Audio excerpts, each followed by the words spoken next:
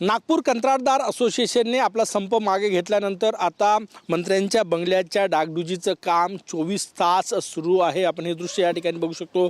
मी सध्या आहे नागपुरातील रवी भवन परिसरामध्ये आणि या परिसरामध्ये ज्या काही मंत्र्यांच्या बंगल्याच्या डागडुजीचं काम या ठिकाणी सुरू आहे ते बंगले 7 डिसेंबरपर्यंत तयार होणं गरजेचं आहे, कारण की 8 डिसेंबरपासून नागपुरात हिवाळी अधिवेशन आहे। 7 तारखेला सगळे मंत्री महोदय नागपुरात येणार आहे, त्यामुळे त्यांचे बंगले सज्ज करण्यासाठी वेगानं काम सुरू आहे। हे दृश्य आपण बघू शकतो। या ठिकाणी हा बंगला तयार करण्यासाठी 24 तास काम जे आहे ते सुरू आहे।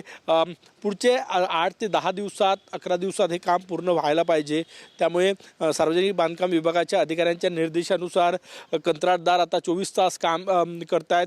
वेतन न मिळाल्यामुळे 2 दिवस कामबंद आंदोलन सुरू होतं, त्याचा फटकाही कुठेतरी बसला आणि आता पुन्हा काम सुरू झालं आणि आता काही बंगल्यांचं काम जे आहे ते 24 तास केलं जात आहे। रात्रंदिवस काम सुरू आहे। हिवाळी अधिवेशनाच्या तारखेच्या पूर्वी हे बंगले सज्ज व्हावे हा प्रयत्न आहे।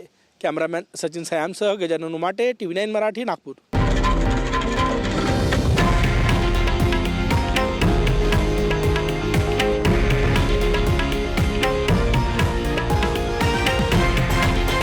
हे आहे देशातील नंबर 1 न्यूज नेटवर्क आणि आपण पाहत आहात TV9 मराठी, एकमेव।